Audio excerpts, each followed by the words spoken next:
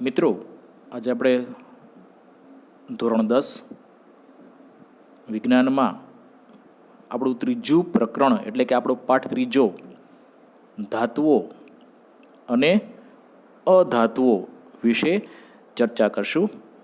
આજે આપણા ભાગ 2માં તત્વોને કેના આધારે આપણે ધાતુ અને અધાતુમાં વર્ગીકરણ કરશું એનો અભ્યાસ કરશું. એટલે પાર્ટ 1 પાર્ટ ત્રીજો ધાતુઓ અને અધાતુઓ. મિત્રો, રોજબરોજના ઉપયોગમાં આપણે ઘણી બધી વસ્તુઓ લેતા હોઈએ છીએ. આ બધી વસ્તુઓ તત્વોની બનેલી છે. તત્વો વિશે તમે ધોરણ 8-9માં ભણી ગયા છો. જો તત્વની વાત કરીએ તો લોખંડ, ઓક્સિજન, તાંબુ, સોનું, એલ્યુમિનિયમ, નાઇટ્રોજન, પારો, સીસુ, sodium, silicon, carbon, sulphur, iodine, hydrogen, chlorine, ચાંદી, મેગ્નેશિયમ, ફોસ્ફરસ અને ફ્લોરિન. એ ઉપરાંત ઘણા બધા તત્વો છે, પણ આપણે અહીંયા અમુક તત્વોની જ વાત કરીએ છીએ કે જે આપણે ખૂબ જ અગત્યના છે આપણા માટે. જીવન જરૂરિયાતો ઘણા બધા તત્વો હોય છે, પણ થોડાક તત્વોની આપણે વાત કરીએ. બધા તત્વોની કરી શકતા નથી આપણે અત્યારે અહીંયા. તો મિત્રો, આ તત્વોનું વર્ગીકરણ આપણે જો કરવું હોય તો આપણે એમના ધાતુ અધાતુમાં આપણે એનું વર્ગીકરણ કરી શકીએ. તો આપણે અહીંયા જોઈએ કે સૌપ્રથમ જે 5 છે એમાંથી લોખંડ, તાંબુ અને સોનું એ ધાતુ છે, જ્યારે ઓક્સિજન છે એ અધાતુ છે. એ પછી એલ્યુમિનિયમ, પારો, સીસુ અને સોડિયમ એ ધાતુ છે, જ્યારે કે નાઇટ્રોજન છે એ અધાતુ છે. એ પછી વાત કરીએ તો સિલિકોન ધાતુ છે, જ્યારે કે કાર્બન, સલ્ફર અને આયોડિન એ ત્રણેય અધાતુ છે. એ પછી ચાંદી અને મેગ્નેશિયમ એ બંને ધાતુઓ છે, જ્યારે કે હાઇડ્રોજન અને ક્લોરિન અધાતુ છે. એ પછી વાત કરીએ તો ફોસ્ફરસ અને ફ્લોરિન આ બંને અધાતુઓ છે. તો મિત્રો, આ તત્વોને આપણે વાત કરીએ એમ ધાતુ અને અધાતુમાં આપણે એને જુદા જુદા કર્યા, એમનું વર્ગીકરણ કરેલું, બરાબર. તો વર્ગીકરણ આપણે કેના હતા આપણે ખબર પડે આપણને કે આ ધાતુ છે ને આ અધાતુ છે. કેમ ખબર પડશે? તો એમના માટે આપણે એમના ભૌતિક ગુણધર્મો જોઈએ. ગુણધર્મો જો આપણે એમાં સૌપ્રથમ આપણે ભૌતિક ગુણધર્મ જોઈએ. તો ભૌતિક ગુણધર્મ એટલે શું? તો મિત્રો, બાહ્ય દેખાવ બહારથી આપણને કેવા દેખાય છે, સખત છે કે નહીં, એનું સ્વરૂપ કેવું છે, ઉપરની સપાટી આપણને કેવી દેખાય છે, બીજું શું શું બહારથી આપણે જોઈ શકીએ ને એ બધાને આપણે ભૌતિક ગુણધર્મ કહેવામાં આવે છે. તો ધાતુઓના આપણે ભૌતિક ગુણધર્મની વાત કરીએ તો સૌ પ્રથમ જો પહેલો ગુણધર્મ આપણે વાત કરીએ, ગુણધર્મ ઘણા છે એટલે આપણે વારાફરતી જોતા જઈએ. પહેલો ગુણધર્મ આપણે વાત કરીએ તો ચળકાટ ધરાવે. તમે અલગ અલગ ધાતુ નમૂના ઘરમાં આપણી પાસે હોય, તમે લોખંડની નવી નવી ખીલી હોય, લોખંડની કોઈ વસ્તુ કેવી સરસ મજાની ચમકતી હોય, ચમકે ને. તાંબુ આપણું કેવું સરસ મજાનું ચળકાટ ધરાવતું હોય. સોનું, ચાંદી તો બધાને ખબર જ છે. ઘણા પહેરણો બધાના શોખ છે, દાગીના એમાં દીકરીઓને તો ખાસ હોય છે, બરાબર. તો એ ચાંદુ સોનું શું કામ આપણે પહેરીએ છીએ? સોના અને ચાંદી છે એ ચળકાટ ધરાવતું હોય છે. બધા ધાતુઓ શુદ્ધ અવસ્થામાં શુદ્ધ હોય ને ત્યારે ખૂબ જ ચળકાટ ધરાવે. કારણ કે ઘણી વખત તમારા મનમાં પ્રશ્ન થતો હોય ને કે અમે કંઈક વસ્તુ લેવા હતા લોખંડની ભાઈ, તો સરસ મજાની ચમકતી હતી, અમુક દિવસો પછી તો એ કટાઈ ગઈ, ચમક નહોતી એમાં. એલ્યુમિનિયમ પહેલાં ચમકતું હતું, પછી નહોતું ચમકતું. ચાંદી પણ અમુક સમય કાળી પડી ગઈ. શું કામ? તો વાતાવરણને કારણે એ થોડુંક જે સપાટી છે ક્ષાર લાગી જાય એના ઉપર. આપણે કે ને લોખંડ હોય તો એનામાં કટાઈ ગયું કહેવાય. એલ્યુમિનિયમની ઉપર એલ્યુમિનિયમ ઓક્સાઇડનું એક પરત જામી જાય, એના કારણે પોતાની ચળકાટ ગુમાવે. પણ એને તમે ઘસો ને એટલે વળી પાછું ચળકાટ ધરાવતું થઈ જાય. એટલે ધાતુઓની સપાટી છે એ શુદ્ધ અવસ્થામાં વાત કરીએ એટલે ધાતુઓ, દરેક ધાતુઓ છે એની સપાટી ખૂબ જ ચમકતી હોય, એકદમ ચળકાટ ધરાવતી હોય. એ પછી રણકાર ધરાવે. રણકાર એટલે કે સરસ મજાનો મીઠો અવાજ. તમે એની સાથે કોઈ વસ્તુ અથડાવો ને, બે ધાતુ અથડાવો તો એમાં સરસ મજાનો અવાજ આવે. મંદિરનો ઘંટ તાંબાનો બનેલો હોય, કેવો સરસ મજાનો, પિત્તળનો બનેલો કેવો સરસ મજાનો અવાજ આવતો હોય. ઘરે તાંબાના વાસણ હોય તો અથડાવો જ અવાજ આવશે. લોખંડ પડી જાય હાથમાંથી તો કેવું સરસ મજાનો રણકાર આવે. એટલે ધાતુને ગુણધર્મ છે રણકાર ધરાવે. ટીપાઓ પણ ટીપી નાખો તમે, હથોડીથી તમે એને મારો તો તૂટશે નહીં મિત્રો. એને હથોડીથી તમે ટીપતા જાઓ તો તમે એના ખૂબ જ પાતળા પતરા બનાવી શકો. એટલે આ ગુણધર્મને ટીપાઉપણું કહેવામાં આવે. આપણે એને ટીપી શકીએ, તૂટતા નથી. સોનો ચાંદીને સૌથી વધારે ટીપી શકીએ. એટલે જો વરખ બનેલા હોય, ચાંદીના વરખ હોય, મીઠાઈની ઉપર આજકાલ તો ખબર ને ડુપ્લિકેટ આવે છે, નકલી આવે છે, પણ મીઠાઈની ઉપર ચાંદીનું વરખ હોય. એલ્યુમિનિયમ ફોઇલ વિશે તમે બધા જાણો જ છો. ઘરેથી ક્યારેક કંઈ ગરમ ગરમ રોટલી અને ગરમા ગરમ થેપલા પરોઠા લઈ જવા હોય તો એલ્યુમિનિયમની ફોઇલમાં તમે વીંટાળેલા હોય, સરસ મજાના ગરમ રહે છે. દવા ઉપર જો પેકિંગ હોય એલ્યુમિનિયમ ફોઇલનું બનેલું હોય તો એ ટીપીને એના પાતળા પતરા બનાવેલું આવે, એકદમ પાતળું પડ બનાવવામાં આવે. એ પછીના ગુણધર્મ વાત કરીએ તો તણાવપણું. તમે એને તાણો તો તૂટતા નથી, ખેંચતા જાઓ વાયર બનતા જાય. ખાસ કરીને આપણે જોઈએ તો સોના અને ચાંદીને તમે ખેંચો ને એમાં પાતળા તાર બની જાય. ઘરની અંદર તમે તાર જોયા હશે, તાંબાના, એલ્યુમિનિયમના તાર, બરાબર? તો એને તણાવપણું કહેવામાં આવે. એ તૂટતા નથી, તણાતા જાય, પાતળા પાતળા તારમાં બદલાતા જાય પણ તૂટે નહીં. મિત્રો એક વાત કરીએ આપણે તો 1 ગ્રામ સોનાને જો તમે ખેંચો ને તો એમાંથી તમે 2 કિલોમીટર લાંબો તાર બનાવી શકો. કેટલો? 2 કિલોમીટર લાંબો તાર બનાવી શકો. એ ઉપરાંત વાત કરીએ આપણે તો ઘરના વાસણો આપણા ધાતુઓના બનેલા હોય છે. શું કામ? કારણ કે ધાતુઓ છે ને ઊંચું ગલનબિંદુ ઓગળે નહીં. એને ગમે એટલું ગરમ કરીએ, આપણે રસોઈ કરતાં કેટલું તાપમાન રાખતા હોય પણ એ બગડતા નથી, ગરમ થતા નથી, પીગળતા નથી. એટલે ઊંચું ગલનબિંદુ ધરાવતા હોય છે. પણ આમાં અપવાદ છે. 2 ધાતુ એવા છે કે જે ઓરડાના તાપમાને ઘન સ્વરૂપમાં છે, ગેલિયમ અને સિઝિયમ. આ બંને ઘન સ્વરૂપમાં છે, પણ એમાં હથેળી ઉપર કાઢો એટલે હથેળીની ખાલી ગરમી લાગે ને તો પણ એ પ્રવાહીમાં બદલાઈ જાય છે. મતલબ શું થયો કે એનું ગલનબિંદુ સાવ નીચું છે, હથેળી ઉપર કાઢો સાલી શરીરની ખાલી આપણે શરીરની ગરમી લાગે તો પણ એ પ્રવાહી બની જાય છે. એ ઉપરાંત જો આપણે વાત કરીએ તો ઉષ્માના વાહકો છે. ઉષ્માનું વહન કરે છે મિત્રો. એના માટેની પ્રવૃત્તિ આપણા પ્રકરણની અંદર પાના નંબર 38 ઉપર આપેલી છે. પ્રવૃત્તિ 3.5. એમાં એક તાર લીધો છે આપણે, ધાતુનો તાર, એલ્યુમિનિયમનો તાર એક લીધો છે. કોઈ પણ ધાતુનો તાર તમે લઈ શકો. એ ધાતુના તારના એક છેડે આપણે મીણ લગાવેલું છે, એમાં એક ટાંચણી લગાવેલી છે. હવે આ ધાતુના તારનો બીજો છેડો છે, જો આપણે ગરમ કરીએ બર્નરની મદદથી તો બીજા છેડા ઉપર રહેલું મીણ છે ઓગળી જશે. આપણે એક છેડે ગરમ કરીએ અને બીજો છેડો ગરમ થાય છે અને મીણ ઓગળે છે અને ટાંકણી છે પડી જાય છે. શું સૂચવે? કે ધાતુઓ એક છેડાથી બીજા છેડા સુધી ઉષ્માનું વહન કરે છે. મિત્રો ઘરે આપણે પ્રેશર કુકરના તમે જોયું હશે ઘરમાં, એનું હેન્ડલ છે એના ઉપર એક પ્લાસ્ટિકનું ખૂબ જ મજબૂત પ્લાસ્ટિકનું એક પડ લગાવેલું હોય છે. શું કામ? કારણ કે ઉષ્માનું વહન કરે તો પછી ઉપાડવું કેમ જો ધાતુ હોય તો. એટલે એ પ્લાસ્ટિકનું બનાવવામાં આવે જેથી કરીને ઉષ્માનું વહન કરે નહીં. એટલે કહી શકીએ આપણે ધાતુઓ છે ઉષ્માના ખૂબ જ સારા વાહકો હોય છે. એ પછીના ગુણધર્મની વાત કરીએ તો વિદ્યુતના વાહકો હોય છે. વિદ્યુતનું વહન કરે, એક છેડાથી બીજા છેડે ઇલેક્ટ્રિસિટી પહોંચાડે. ફરી પાછી એક પ્રવૃત્તિ આપણી બુકમાં પ્રકરણમાં આપેલી છે, પાના નંબર 39 ઉપર, પ્રવૃત્તિ 3.6.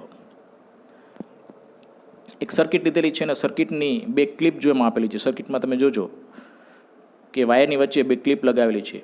એ બંને ક્લિપમાં છેડા વચ્ચે અલગ અલગ વસ્તુઓ લઈને આપણે જોવાનું છે કે ભાઈ બલ્બ છે એ પ્રકાશિત થાય છે કે નહીં. તો જ્યારે આપણે ધાતુઓ લગાવશું ત્યારે બલ્બ પ્રકાશિત થશે, પણ અધાતુ લગાવશું વચ્ચે તો બલ્બ પ્રકાશિત થશે નહીં. એટલે કહી શકીએ આપણે કે ધાતુઓ છે વિદ્યુતના ખૂબ જ સારા વાહકો છે. મિત્રો આપણે ઘરે જોયું હશે આપણે ઇલેક્ટ્રિસિટીના તાર છે કેના બનેલા હોય છે? તાંબાના, એલ્યુમિનિયમના બનેલા હોય છે ને. શું કામ? ખૂબ જ સારા વાહકો હોય. પણ બીજું પણ એક તમે નોંધ કરી હશે કે એ વાયરની ઉપર એક પડ લગાવેલું હોય છે. એ પડ કેનું છે ખબર છે મિત્રો? એ કાં તો રબરનું હોય છે અથવા તો પોલીવિનાઇલ ક્લોરાઇડ એટલે કે પીવીસી. પીવીસીના પાઇપની અંદર હોય, તમે જોયું હશે ક્યાંય બી ઇલેક્ટ્રિકનો આપણે વાયર હોય તો એની બહાર પીવીસીનું પાઇપ લગાવવામાં આવે, એના પર પડ લગાવેલું હોય, રબરનું પડ હોય, પીવીસીનું પડ હોય. શું કામ? કારણ કે જો આ બંને વાયર બાજુ બાજુ જતા હોય, વિદ્યુતના વહન કરે તો શોર્ટ સર્કિટ થઈ જાય. એટલે એ વિદ્યુતનું વહન આજુબાજુમાં ન થાય એટલે એમના ઉપર એક પડ લગાવવામાં આવે છે. એ ઉપરાંત વાત કરીએ તો સ્વરૂપની, તો બધા જ ધાતુઓ ઘન સ્વરૂપે હોય છે, સોલિડ હોય છે, એમનો ચોક્કસ આકાર હોય છે, ઘન સ્વરૂપમાં હોય, મજબૂત હોય. પણ વળી પાછું અપવાદ આવે પારો, મર્ક્યુરી. તમે થર્મોમીટર આપણે જે તાપમાન માપવામાં ઉપયોગ કરીએ છીએ એની અંદર પારો હોય છે, તમે જોયું હશે ગરમ થાય એટલે પારો છે ઉપર ચડવા માંડે. શું કામ એવું થાય? કારણ કે પ્રવાહી સ્વરૂપમાં હોય છે. પ્રવાહી છે એને ગરમ કરો એટલે ફૂલે છે એટલે એ ઉપર ચડવા માંડે. એટલે પારો એક એવો ધાતુ છે કે જે અપવાદ છે કે જે આપણે ઓરડાના તાપમાને પ્રવાહી સ્વરૂપમાં જોવા મળે છે. નહીંતર બધા જ ધાતુઓ છે એ કયા સ્વરૂપે હોય છે? ઘન સ્વરૂપે આપણને જોવા મળે. એ પછીનું સખત હોય છે. આપણે પહેલાં જ જોઈ લીધું, હથોડીથી એનામાં ટીપીએ તો તૂટતા નથી, ખૂબ જ સખત હોય. ક્યારે લોખંડને ઘરે કાપવાની કોશિશ કરજો, ચાકાથી એલ્યુમિનિયમને નહીં કપાય, સખત હોય છે. તાંબુ ટ્રાય કરજો કાપવાની, નહીં કપાય. પણ એમાં પાછો અપવાદ છે, લિથિયમ, સોડિયમ, પોટેશિયમ. આ 3 ધાતુ એવા છે કે જે નરમ છે, જેને આપણે ચાકાની મદદથી કાપી શકીએ. આ 3 ધાતુને આપણે આલ્કલી ધાતુઓ પણ કહી શકાય. એ આપણે પછીની આગળ ચર્ચા કરશું, શું કામ આપણે એને આલ્કલી ધાતુ કહેવાય. પણ અપવાદમાં આપણે યાદ રાખી શકીએ કે ધાતુઓ બધા જ સખત હોય છે. અપવાદ રૂપે જોઈએ તો લિથિયમ, સોડિયમ અને પોટેશિયમ કે જે નરમ હોય છે, કે જેને આપણે ચાકાની મદદથી આપણે એને કાપી શકીએ. ચલો મિત્રો, હવે વાત કરીએ આપણે અધાતુના ગુણધર્મની, કે જે ધાતુના ગુણધર્મ કરતાં બિલકુલ વિપરીત હોય છે, ઉલટા હોય છે. પેલું જોઈએ કે અધાતુ કોઈ દિવસ ચળકાટ ધરાવતા નથી, કોઈ દિવસ ન ચમકે. કાર્બનનું સ્વરૂપ આપણે કોલસો જોઈ લઈએ તો શું ચમકે છે? ના. સલ્ફર નથી ચમકતું. ફોસ્ફરસ ઘરની અંદર છે ને બાકસ આપણી, એની દિવાસળીમાં તમે જોજો ઉપર સલ્ફર હોય. બાકસના ખોખાની એક સપાટી ઉપર સલ્ફર લગાવેલું હોય, ફોસ્ફરસ લગાવેલું હોય. હવે ફોસ્ફરસ તમે જોજો ક્યારે ચમકતું હશે? ના, એ ફોસ્ફરસ ચમકતું નથી. પણ અપવાદ છે અહીંયા. એક અધાતુ આયોડીન એક એવું છે કે જે ચળકાટ ધરાવે છે. ફક્ત એક જ અપવાદ છે આમાં, એટલે યાદ રાખી શકીએ આપણે, આયોડીન એક એવું અધાતુ છે કે જે ચળકાટ ધરાવે, નહીંતર બધા જ અધાતુઓ ક્યારે પણ ચળકાટ ધરાવતા નથી. એ પણ રણકાર પણ નથી ધરાવતા. એને અથડાવો ને ફોસ્ફરસ કે સલ્ફર કે, તેમાં કંઈ અવાજ આપણે ન આવે. ટીપી ના શકો, તૂટી જાય.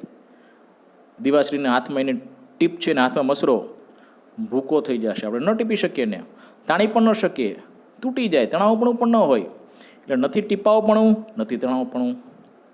એ ઉપરાંત બીજી વાત કરીએ તો નીચું ગલનબિંદુ ધરાવતા હોય.